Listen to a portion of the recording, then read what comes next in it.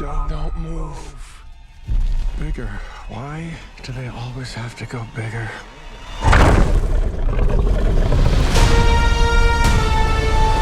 Welcome to the global press conference for Jurassic World Dominion. And we are so lucky to have with us here today none other than Chris Pratt and Bryce Dallas Howard, who return to these iconic roles in what is, without any doubt, the grand finale. It's been a wild ride for sure, an incredible journey. 9 years and 3 great films, and this film is just truly, like you said, a grand finale, the magnificent ending to really 2 trilogies, both Jurassic Park and with the legacy cast returning, and then Jurassic World. So it was very exciting. So how was it to portray these characters now as parents? I think it was a great natural next step in the evolution of these characters. One thing that's been very important to both of us is that if we're going to keep reprising the roles of Owen and Claire, that we not just repeat the same beat. So, it never becomes hackneyed, this sort of will they, won't they chemistry of the first film rolled into something entirely different in the second film, and then now has rolled into something entirely different for our third film. And, that will they, won't they chemistry, that sexual chemistry is left to Sam Neill and Laura Dern, who light this screen up with red-hot chemistry, which is so wonderful and so just elegantly sentimental and beautiful. Yeah, no, it's what Chris is saying, where we didn't want to repeat those beats of will they or won't they.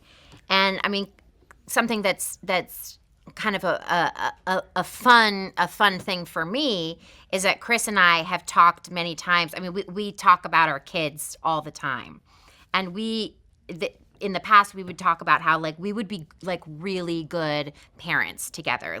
Parenting is something that we're both really passionate about. That's true. And that the teamwork that is required to parent is something that has naturally and organically evolved between Owen and Claire, but also me and Chris over the course of these 3 films. So, it's definitely been a really satisfying, enriching, layered arc for both of us. Imagine this doesn't end. So this is not the finale. How would you imagine, or you would hope, that would carry on? God, I don't know. I mean, it's hard to speculate. It's really complicated to just kind of spitball what it could be without just making a bit out of it or being funny about it. You know what I mean? I've heard people say that they wanted to see Jurassic World crossed over with the Fast and the Furious, yeah. And I'm like, maybe we, isn't that a property where they're they're the singing contests, the Elizabeth Banks directed it. Yeah, what's that Elizabeth Banks? What is it? A singing show that she does. Pitch Perfect. Yeah, I'd probably rather see a Jurassic World Pitch Perfect crossover.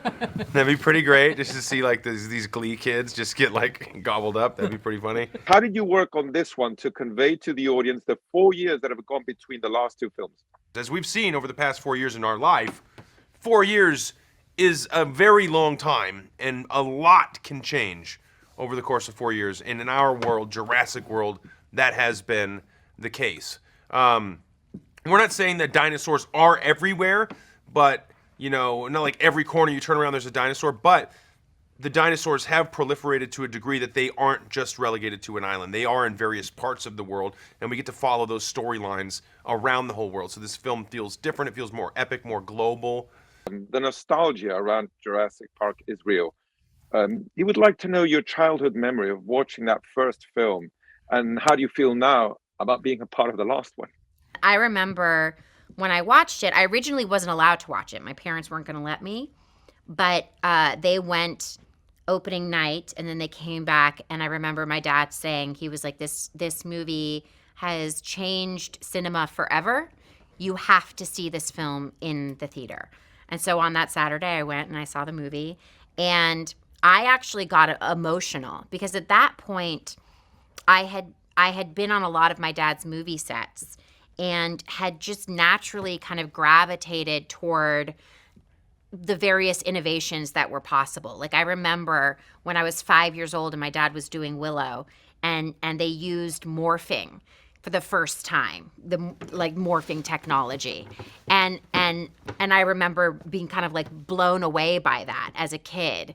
And so when I saw Jurassic, I got really quite emotional because I knew that what my dad said was real, and that movies had changed forever, and now what was possible was just, it had opened up all these new possibilities.